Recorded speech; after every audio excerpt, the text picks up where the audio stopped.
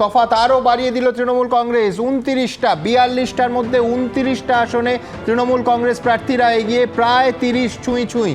BJP 11টা আসনে এগিয়ে, বামফ্রন্ট 0, কংগ্রেস 2।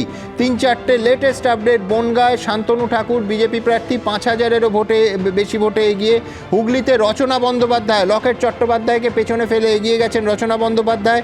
কাঁথিতে সৌমেন্দু অধিকারী পিছিয়ে রয়েছেন এবং মালারায় দক্ষিণ কলকাতায় তার ব্যবধান বাড়িয়ে প্রায় 13,000-এরও বেশি ভোটে দক্ষিণ কলকাতা থেকে মালারায় এগিয়ে। আবার বলছি, 29টা আসনে এই মুহূর্তে তৃণমূল কংগ্রেস প্রার্থীরা এগিয়ে, বিজেপি এগিয়ে 11টা আসনে, এই মুহূর্তে কংগ্রেস 2টি আসনে, এবং জাতীয় ছবিটা 293টা আসনে এনডিএ এগিয়ে, ইন্ডিয়া জোট এগিয়ে 227, অন্যান্যরা 23। বিশ্বনাথ চক্রবর্তী।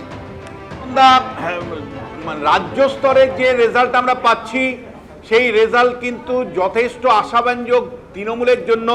তার কারণটা হলো ট্র্যাডিশনাল সিট, যেগুলো বিজেপির ট্র্যাডিশনাল সিট, যেখানে জয়ের সম্ভাবনা বিজেপি দেখছিল, বর্ধমান, দুর্গাপুর, কাঁথি, পুরুলিয়া, বাঁকুড়া, ঝাড়গ্রাম, হুগলি, এই কনস্টিটুয়েন্সিগুলো 2019-এ জিতেছিল তা নয়, সাংগঠনিকভাবে বিজেপির প্রেজেন্স সেখানে আছে। ফলে সেই রকম আসনগুলোতে বিজেপি এই মুহূর্তে পিছিয়ে রয়েছে। এর অর্থটা কিন্তু খুব পরিষ্কার যে বিজেপির যে দাবিটা করে আসছিল নরেন্দ্র মোদীর ঝড় চলছে, সেই রকম ঝড়ের কিন্তু প্রবণতা অন্তত চতুর্থ রাউন্ড হয়ে গেল সুমনদা, চতুর্থ রাউন্ডের পরে কিন্তু আমরা দেখতে পাচ্ছি না। এর মধ্যে একটা আপডেট আপনাকে দিব, যখন আমরা দেশের নির্বাচন নিয়ে কথা বলছি, দুটো রাজ্যের পালাবদলের মুখে পড়ে আছে। দুটো রাজ্যে, অর্থাৎ অন্ধ্রপ্রদেশে টিডিপির নেতৃত্বে সরকার গঠনের মতন জায়গায় রয়েছে, মানে যে প্রবণতা পাচ্ছি, অন্তত 175 আসনে অন্ধ্রপ্রদেশে টিডিপি একাই পাচ্ছে 110টা আসন, এবং তার জোট সঙ্গী মিলে 130টা আসনে তারা এগিয়ে রয়েছে। অন্যদিকে যদি উড়িষ্যা দেখি, 20 বছর শাসন করেছেন নবীন পটনায়ক কিন্তু বিজেপির কাছে এখন পিছিয়ে আছে। বিজেপি 147 আসন বিশিষ্ট উড়িষ্যার যে বিধানসভা, সেই বিধানসভাতে বিজেপি এই মুহূর্তে 50টার বেশি আসনে এগিয়ে আছে, বিজেডি 35টা আসনে এগিয়ে আছে। অর্থাৎ দুটো রাজ্যের পালা বদলের একটা ইঙ্গিত কিন্তু। বিশ্বনাথ, আমি থামালাম। কল্যাণ বন্দ্যোপাধ্যায়, যিনি এই মুহূর্তে 21,000-এরও বেশি ভোটে এগিয়ে, তার বক্তব্য আসছে লাইভে।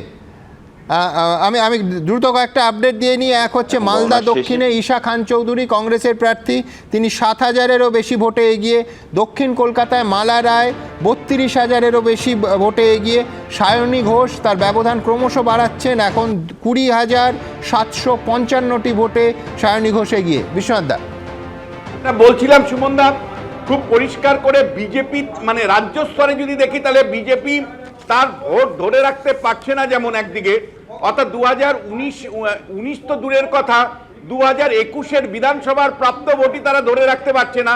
তাদের পুরনো যে ট্র্যাডিশনাল আসন, যেখানে তাদের আরএসএস এর প্রভুত্ব আছে, সংগঠন আছে, নেতৃত্ব আছে, সেই রকম আসনগুলো, তার মধ্যে পুরুলিয়া তারা পিছিয়ে আছে, ঝাড়গ্রাম পিছিয়ে আছে, বাঁকুড়া আরএসএস এর যথেষ্ট প্রভাব আছে, সেখানে পিছিয়ে রয়েছে। এমনকি শুভেন্দু অধিকারীর ভাইয়ের যেখানে লড়াই করছে কাঁথি, এই মুহূর্তে অল্প ভোটে তিনিও পিছিয়ে আছেন।